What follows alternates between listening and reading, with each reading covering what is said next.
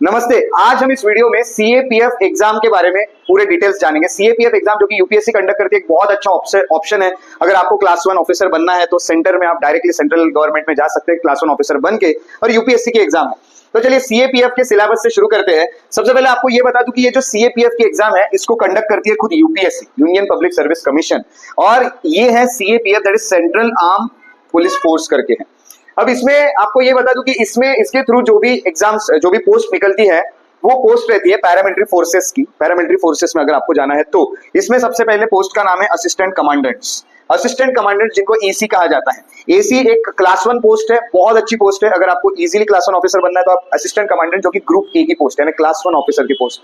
काफी prestigious organisations में आपको क्लास 1 ऑफिसर की पोस्ट मिलती है, जिसमें बीएसएफ आता है, बॉर्डर सिक्योरिटी फोर्स। सीआरपीएफ में ऐसा नहीं कि आप कांस्टेबल होते, सीआरपीएफ में, सीआरपीएफ बीएसएफ में आप डायरेक्टली आप बन जाते हो असिस्टेंट कमांडेंट। उसी के अलावा सीआईएसएफ में, आईटीबीपी, एसएसबी, ऐसी अलग अलग ऑर्गेनाइजेशन, प्रेस्टिजियस ऑर्गेनाइजेशंस मानी जाती है हमारे देश की, और उसमें आपको मिलती है क्लास 1 ऑफिसर की पोस्ट अगर आप एग्जाम क्रैक करते हो। और ये आपको बता दो, एग्जाम क्रैक करना बहुत डिफिकल्ट नहीं है। अगर आप किसी भी क्लास 1 एग्जाम्स के लिए प्रिपेयर कर रहे हो, जैसे कि आप यूपीएससी या फिर स्टेट की कोई भी कमीशन की एग्जाम होती है, स्टेट पब्लिक सर्विस कमीशन की, जैसे महाराष्ट्र के एमपीएससी, यूपी के यूपीपीएससी, एमपीपीएससी, एमपी की, ये एग्जाम्स के क्लास 1 के लिए भी जो प्रिपेयर कर रहे हैं उनको भी ये काफी एक अच्छा ऑप्शन है कि वो इजीली सेंट्रल गवर्नमेंट में जा सकते हैं। स्टेट में जाने से अच्छा आप ये भी प्रेफर कर सकते हैं। ये ऑर्गेनाइजेशन, ये जितनी भी ऑर्गेनाइजेशन है, यहाँ पे आपको अच्छी सिक्योरिटी मिलती है, जॉब सिक्योरिटी, अच्छे इंसेंटिव्स है, अच्छी अच्छी फैसिलिटीज मिलती है, सभी कुछ अच्छा आपको यहाँ पे देखने मिलता है, और आप अपना आर्म फोर्सेस में एक करियर बना सकते हैं इजीली इन पोस्ट के थ्रू। अब इसके बारे में देख लेते हैं। ये जो एग्जाम है इसको जो कंडक्ट करती है अथॉरिटी वो है यूपीएससी।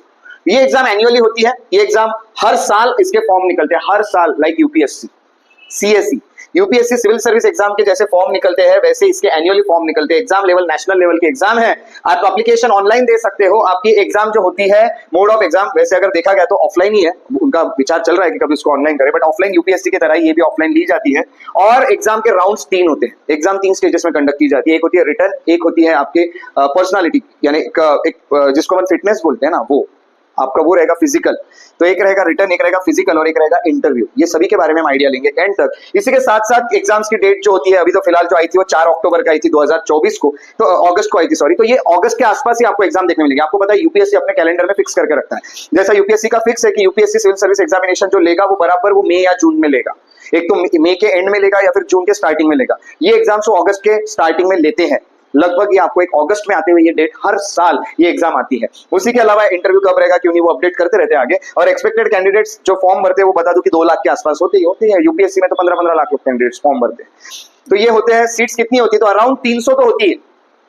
एक्सपेक्ट आप कर सकते हो हर साल सीएपीएफ में 300 के आसपास पोस्ट निकलती है। काफी अच्छी वैकेंसीज होती है। पूरे इंडिया में आपको कहीं भी मिल सकती है पोस्टिंग, कहीं भी। अब बीएसएफ वाले जाए, सीआरपीएफ वाले जाए, वहां आपको पोस्टिंग मिलेगी। और अगर आपको इस एग्जाम के बारे में जानना है तो upsc.gov.in इस साइट पे जाके आप वहां से डाउनलोड कर सकते हैं। ठीक है, अभी तो हम सिलेबस और पैटर्न जानेंगे, और आगे हम इसके प्रीवियस ईयर क्वेश्चन पेपर्स भी सॉल्व करके देखेंगे, जिससे हमको आइडिया आएंगे कि इसके क्वेश्चंस किस लेवल के पूछे जाते हैं। ये सॉल्व करना काफी इजी है, ये भी आपको पता चलेगा अगर आपकी प्रिपरेशन अच्छी है। यूपीएससी सीएपीएफ की अगर सिलेबस की बात करें तो इसके सिलेबस को हम जो ये है सीएपीएफ यूपीएससी है, उन्होंने इसको 3 पार्ट्स में डिवाइड किया है। सिलेबस पढ़ने के लिए आपको 3 एग्जाम्स के जो स्टेजेस है ये देखने होते हैं। पहली स्टेज जो होती है ये है रिटन एग्जाम। तो सबसे पहले आपको रिटन एग्जाम होती है, उसके बाद आपकी फिजिकल टेस्ट होती है, उसके बाद आपका इंटरव्यू होता है। 3 यहाँ पे स्टेजेस है। अब यूपीएससी सीएससी का इंटरव्यू जैसे 275 मार्क्स का होता है, वैसे इसका 275 मार्क्स 275 मार्क्स का इंटरव्यू नहीं होगा। इसका इंटरव्यू थोड़ा सा कम मार्क्स का आपको देखने मिलता है। इसी के साथ साथ सीएपीएफ के एग्जाम पैटर्न देखो। टोटल क्वेश्चंस पूछे जाते हैं। पेपर 1 जो कि जनरल एबिलिटी होता है, इसमें 125 एमसीक्यूज, मार्क्स 250 मार्क्स के लिए होता है। 2 घंटे मिलते हैं आपको सॉल्व करने को। और दूसरा जो पेपर है, पेपर 2, जिसको हम जनरल स्टडीज ऐसे और कॉम्प्रहेंशन कहते हैं, यहाँ पे आपको 6 डिस्क्रिप्टिव क्वेश्चंस 200 मार्क्स के 3 घंटे के लिए देखने मिलते हैं। यानी आपके 2 पेपर होते हैं सिर्फ रिटर्न में। ये 2 ही पेपर देने हैं बस, इससे ज्यादा कुछ नहीं। यहाँ वैसा ही नहीं प्री मेंस वाला काम। यूपीएससी में पहले प्री दो, फिर मेंस दो, फिर इंटरव्यू दो। यहाँ पे प्री ये वाली एग्जाम दो, रिटर्न ये पार कर ली कि सीधा फिजिकल दो, उसके बाद इंटरव्यू दो और जॉब।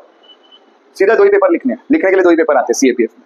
और क्लास 1 की पोस्ट मिलती है, बहुत बड़ी असिस्टेंट कमांडेंट की। सिलेबस देखो पेपर 1 में क्या है। अब मैंने आपको पेपर 1 बताया 250 मार्क का होता है। पेपर 1 का जो सिलेबस है उसमें जनरल मेंटल एबिलिटी होता है, यानी हम कहेंगे कि थोड़े बहुत आपको मैथ्स और रीजनिंग से रिलेटेड कुछ क्वेश्चंस देखने मिलते हैं। इसी के अलावा जनरल साइंस के कुछ क्वेश्चन होते हैं, 10वीं के लेवल तक का जो साइंस आपने पढ़ा वहां से कुछ क्वेश्चन आपको देखने मिलते हैं। करंट अफेयर्स तो होते ही है, ये सब आप पढ़ते ही रहते हैं। इंडियन पॉलिटी है, इंडियन इकोनॉमी है, उसके अलावा इंडियन हिस्ट्री है, इंडियन वर्ल्ड ज्योग्राफी, इंडियन और वर्ल्ड ज्योग्राफी दोनों है। यहाँ पे आपको दोनों देखने मिलते हैं।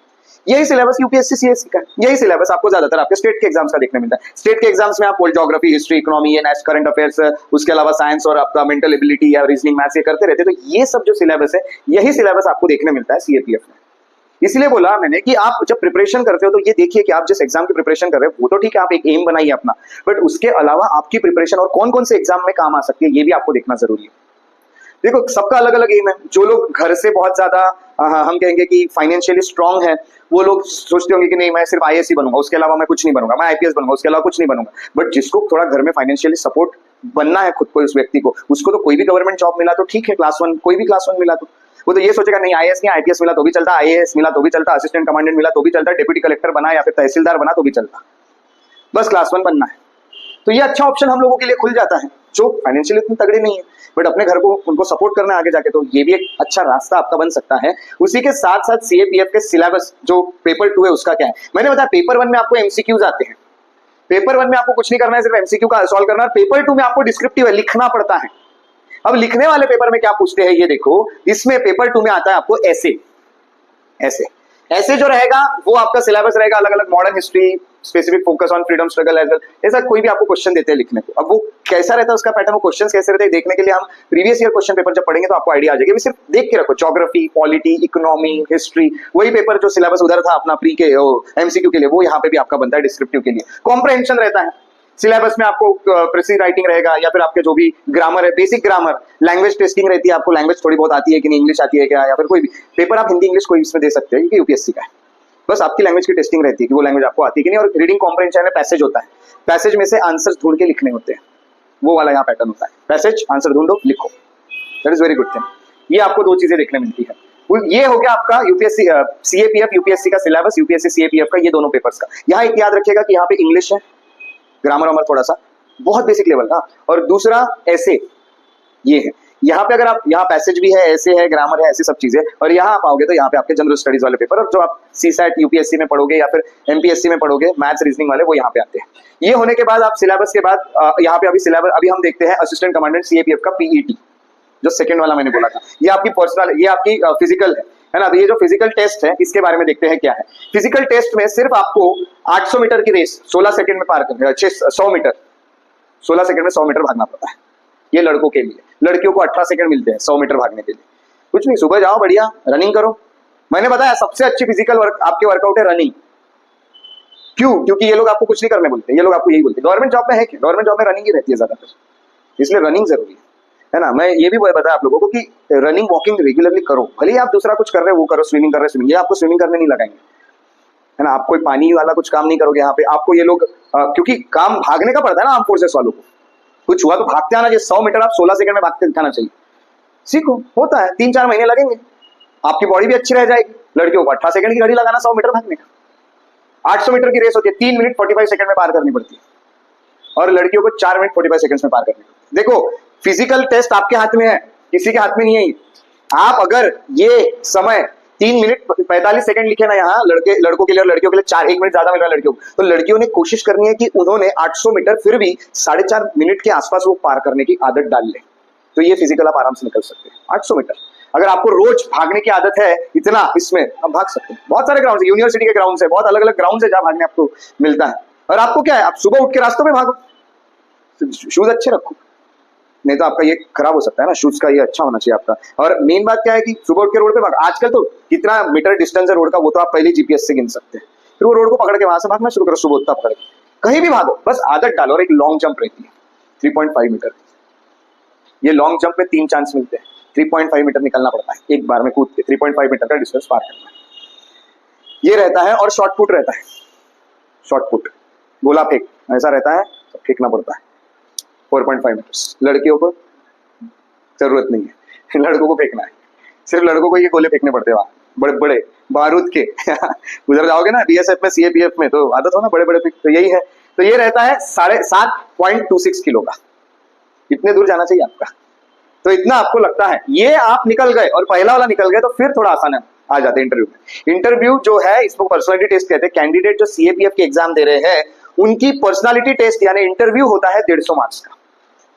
150 मार्क्स आपने ले लिए, 150 में से जितना भी बनेगा आपका उतना फिर आप वहां से निकलोगे। फिजिकल के मार्क्स, इसके मार्क्स, ठीक है, ये सब रहता है। इसके अलावा हाइट का भी है, हाइट, ठीक है, हाइट आपकी रहनी चाहिए। अब फिर भी आपको बता देता हूँ वो सेंटीमीटर्स में लिखते हैं, ठीक है।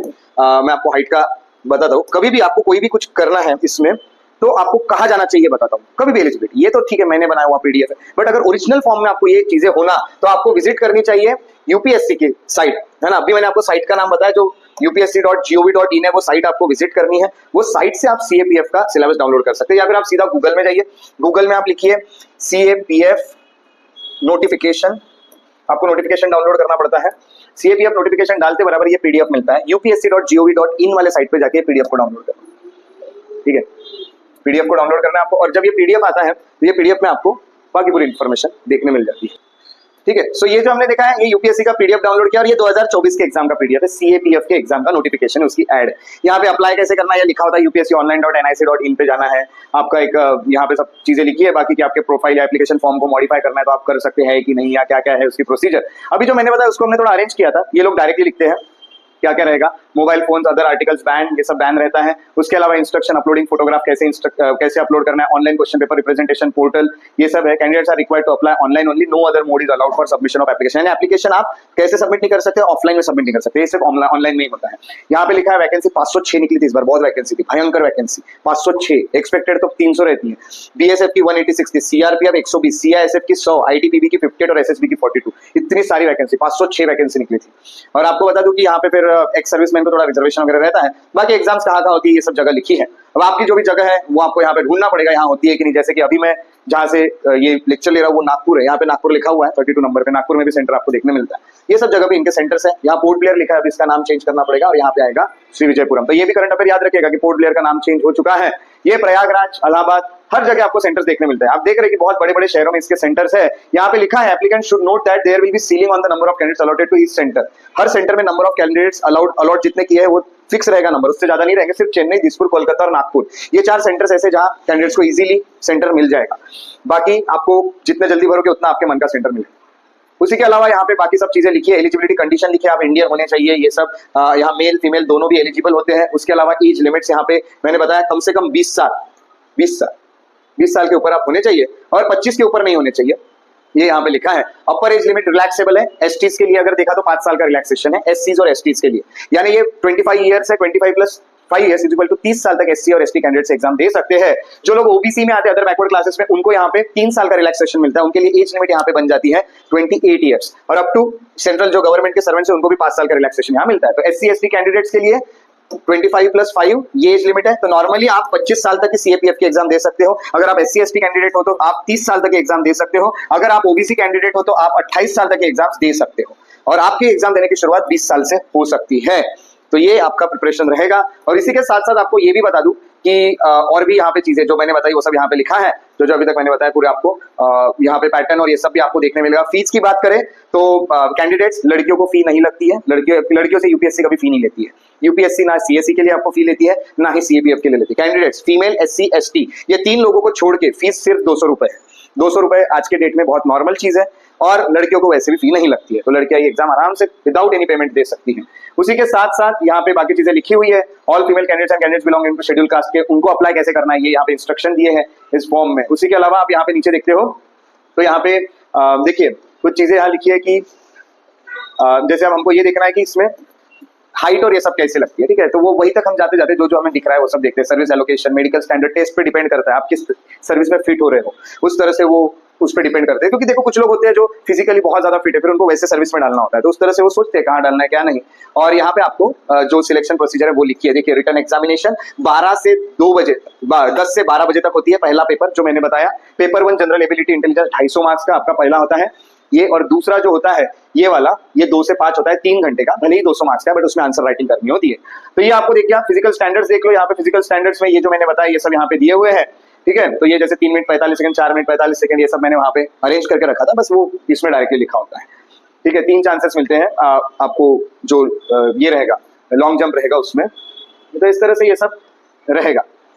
उसी के अलावा हम आते हैं जनरल, ये सब यहाँ पे सिलेबस उन्होंने दिया हुआ है। इंडियन वर्ल्ड ज्योग्राफी में आएगा, फिर यहाँ पे ऐसे आएगा, ऐसे are to be long narrative form, Hindi और इंग्लिश, टोटलिंग 80 मार्क्स का ऐसे, नॉलेज सिक्योरिटी ये सब दिया है। कॉम्प्रिहेंशन 120 मार्क्स का, ऐसा 200 मार्क्स का पेपर होता है।